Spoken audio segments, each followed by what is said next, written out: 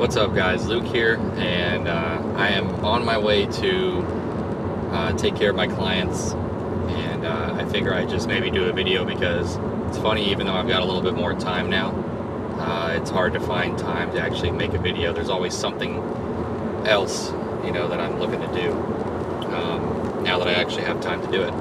So I figured while I'm actually going to be driving, an hour and a half there and back, I might as well see if I can just do some more informational videos. For those of you that know my channel and know that I'm not in the car business anymore, I still get a lot of residual questions about the car business because I have the videos up still, and it's kind of hard to place hints about the fact that I'm not in the car business. And it's not the fact that I 100% don't want to help. I just don't want to lead on the wrong people and think that I'm still in the car business and that I can get all these numbers and stuff for them. But general car advice, car buying advice, I can still give that. So a lot of time I get a lot of questions on credit, and so I'm thinking I want to do a little video on credit. And this might be all over the place, and I'm going to try to sum it up as best I can. But maybe for those who don't have a lot of guidance with credit, don't really know where to start, or they kind of messed up and now they want to know kind of how to get back, or what they might need if they're looking to buy a used one, a new car, lease a car, what it might take. Even if you're just credit in general, just credit recovery, because I've been, a little bit of my story is I've been from, when I was 16, got a credit card, put gas on it, little things here and there, paid it off, and built my credit up basically to buy my first car all by myself. That took me until I was about 20. I think I was 20, yeah, 20 or 21, and no cosigner or anything. And my job was good. I was making commissions and things like that for my age, with no formal college education or anything like that. And then all of a sudden that job decided to stop paying commission. Well, that took a major hit on my income, and it was just as I was, I'd been working there for, 6-7 years or something like that. It was a long time. And I was working my way up, trying to be management or something like that. It was Sears. I was selling electronics. And I know if you can get into management, it'd be a pretty good company. I'm glad I didn't now, because they're pretty much going under. But what I was doing is, as I was getting more credit, and I was building more credit, having a bigger profile, because that's something that you have to do so I could buy a house, or just have more credit for a better car, things like that. So I had got myself more credit cards, put more money on it, just building the profile, and unfortunately having more debt, because that's kind of what you have to do when you're trying to build your credit in a way.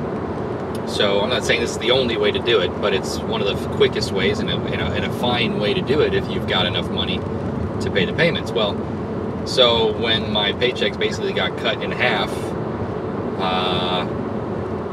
to be honest with you, I had to let everything go. Everything that was what they call unsecured. So unsecured debt, which is like credit cards, store cards, things like that. Secured debt is like homes, automobiles, boats, things like that. Basically where they can come take the possession, they can take the item that you paid for back, or like a repo. I told myself I'd never, ever miss a payment on my car, a home, or anything like that. But credit cards can always be fixed. So I went from well into the 700s down to almost 400. And it was a rough time in my life, and I just stuck with it and always made my car payments. Right before I did that, I refinanced my car to extend the terms. So even though I didn't, give it back or let it go, I just refinanced it right while my credit was still good. That way I could extend out the terms and lower the payment a little bit. So it lowered it by like almost $80 to $100 a month. So that helped in that time when I really needed it. So anyway, I just kind of suffered through life for a couple of years, looking for something, the next job that was going to be better for me.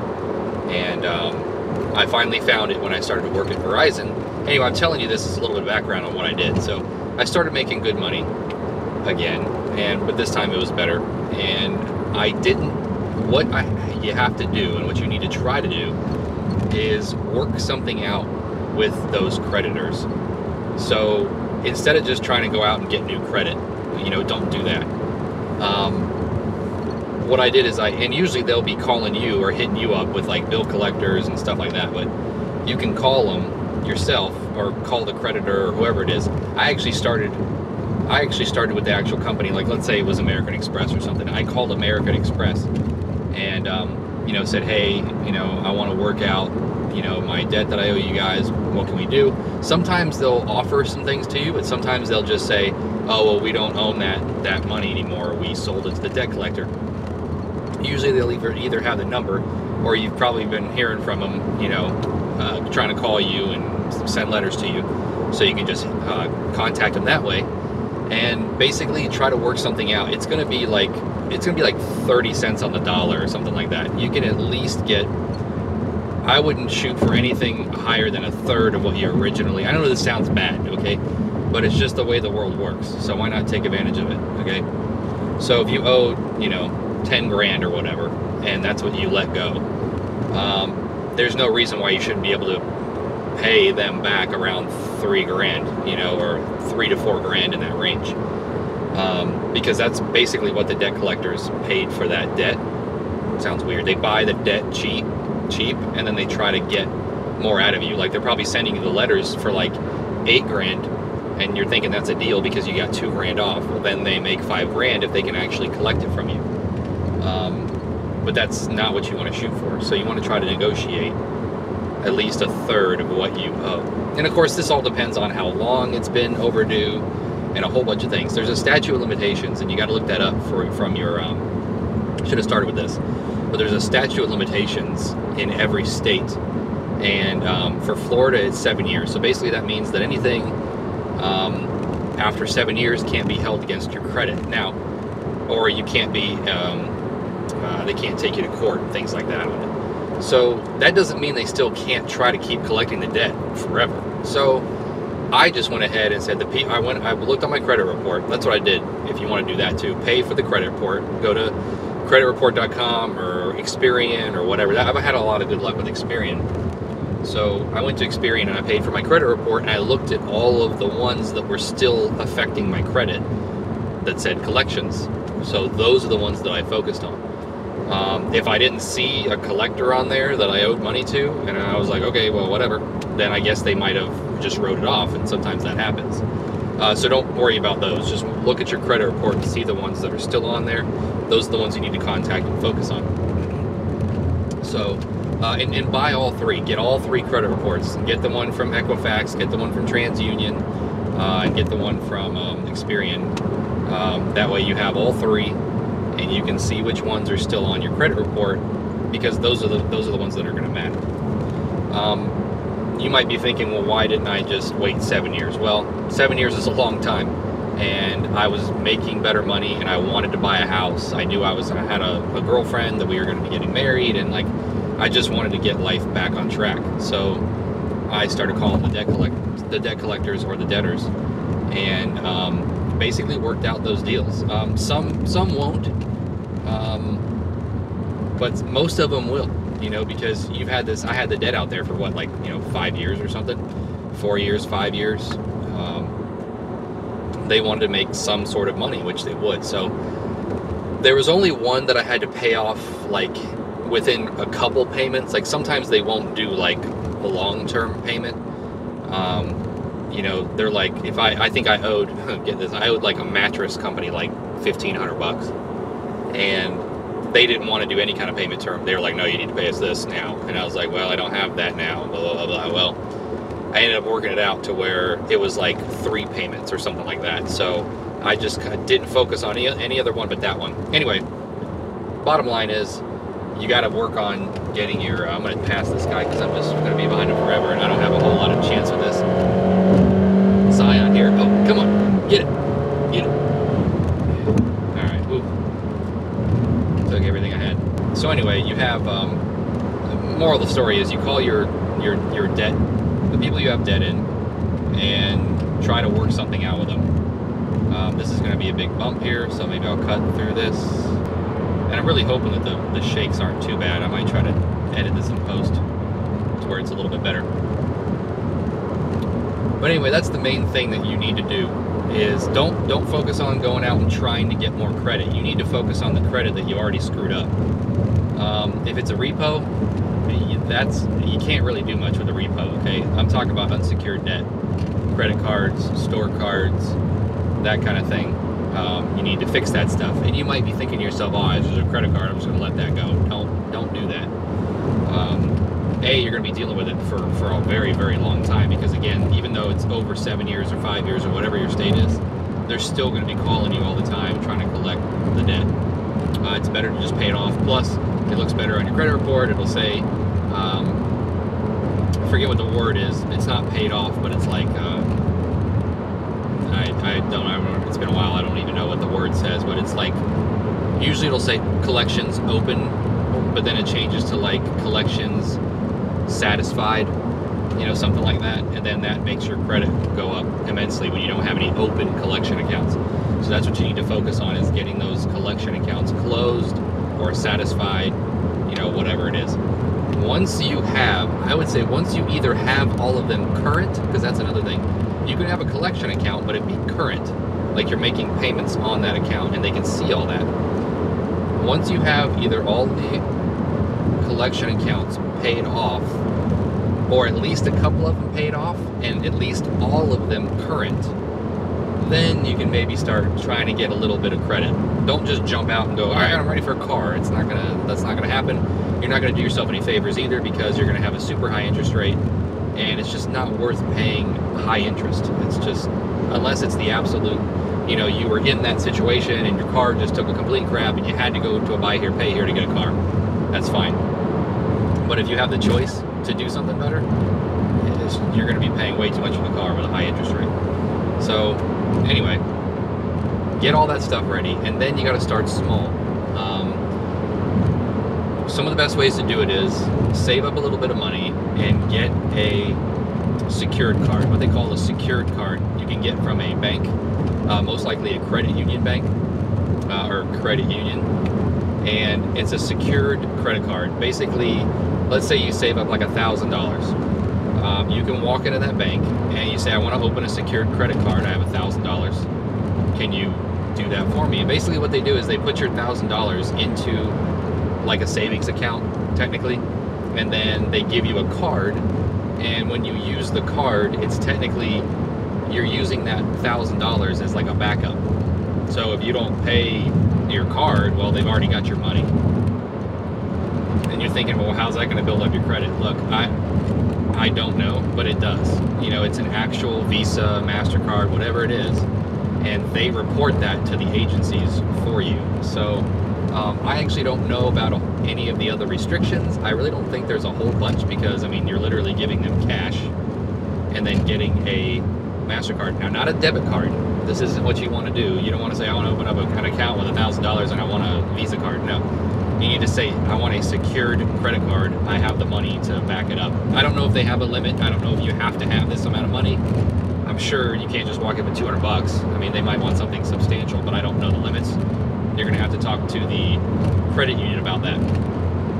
That's probably the best way to do it if you have some capital. If you have a little bit of money set aside after everything. I know that's tough, but if you do, that's the best way to do it. If you don't, and your credit, you've seen your credit score kind of going up a little bit because you've got some of these accounts current, you know, then you can go, what I would do is go to like what they call a store card. So it's not a Visa, it's not a MasterCard, it doesn't have any kind of Amex logo on it. It's only used at that store. So for example, like a jewelry store like Kay Jewelers, Zales, furniture stores are good like Badcock. Basically any card that you can get from a store that doesn't have a Visa or MasterCard logo is a whole lot easier to get because you can only use it there. So you can only use it for their items, and the interest rate is usually higher. Okay, so JCPenney, Bells, like those kind of things. So that's where I started when I was redoing mine. You know, I just went I was on the upswing, and I'll tell you, this is how early I got one.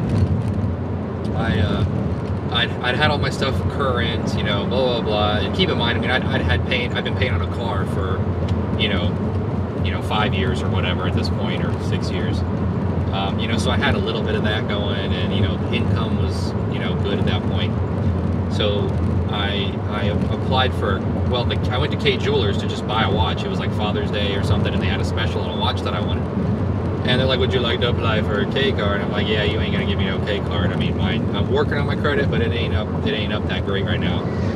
She's like, no, you'd really be surprised. I mean, we give credit out to people that are struggling with credit. She's like, it only takes a second, blah, blah, blah. And at that point, I was like, well, I mean, I've got everything kind of copacetic. I'm on the way up. What's another hit gonna do, even if I don't get approved at this point, right? So I did it, and they approved me for like $5,600. I mean, it was ridiculous. And I was like, holy crap. But again, jewelry is massively marked up. So even if they did lose, even if you didn't pay them, but you only paid like a third of it, well, they already got their money back with interest. So I guess that's why they give such a high limit. Well, that was fine for me because I was buying a $300 watch that I was about to pay for cash anyway. So I went ahead and did it, put it on the card. And so this is what you do, and this is what a lot of people don't think or know about. When you finally get that card, don't pay it off every month, all right? So yeah, you've got the cash to pay whatever you're gonna go buy, that's fine. Leave it in the bank. You wanna start making minimum payments, or a little bit over minimum payments on these things. Just don't put a ton of credit on it. Don't get a $1,000 credit card and slap $1,000 on it. Well, don't do that. Just get $1,000, whatever they're going to give you. You don't get to decide that. Get the credit card, and if it's $500, put 100, 150, 200 bucks on it or something like that. It's $1,000. You know, you don't really want to go over like a third of what the max balance is. And then start making the minimum payments on that. And you're going to be like, well, Luke, I'm going to be paying interest on all that stuff. Well, yeah, that's how the world turns, and that's how you get credit, because they're giving you money and they're charging you a little bit to give you that money. And it's just something you got to deal with while you're building up your credit. You got to keep saying you did this to yourself. Okay, there's nobody else that helped you do it unless you're in a divorce or whatever, but you did it to yourself. So this is what you got to go through. Anyway, so it's not going to be that much. If you're only putting $100, $200, $300, whatever, it's not going to be a whole lot of interest. So don't get your panties in a wad.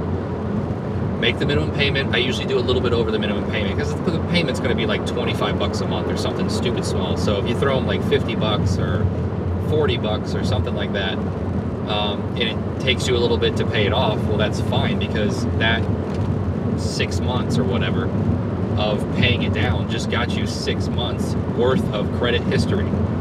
So that's what you want, is credit history. They don't want to see that you got a bunch of cash in the bank. I mean, that's not what they want. They want to make money off your payments and interest. So if you're just going out there and getting a credit card and paying it off every month, well, that doesn't really do much. Don't get me wrong. If you're perfect and you've never had anything on your credit and you've paid every credit card off every month, every time, well, after a while, sure, your credit will be okay. You know, you'll be able to get things. But if you're struggling and you're building, you need to build it. You don't just need to pay it off every month. That's not what they want to see. They want to see if you can manage paying a bunch of different bills all at one time and keep up with it. So that's what you need to do. And then at that point, great, you've got that card. Wait a few months, wait that 6 months until it's almost paid off. Then do another card. You know, go get a gas card or whatever, another store card. You know, if you hadn't already got the secured card by now, that's what I would go and do. Wait until you've got about 2 or 3 things that you're paying that are current. And then at that point, if you're paying off all the other creditors and you've got credit and you're paying those off, you're good. That's all you have to do. Just wait. It's gonna be a waiting game. Don't just think you can do this for 6 months and you're gonna be good. Just wait. You're gonna have to wait. I know it's hard. We live in a world of instant gratification. Well, credit is not an instant gratification thing unless you got credit. So if you ain't got no credit, you're gonna not live in a world of instant gratification, and if you try to, you're gonna get screwed. So this is why you're slowly building up to that.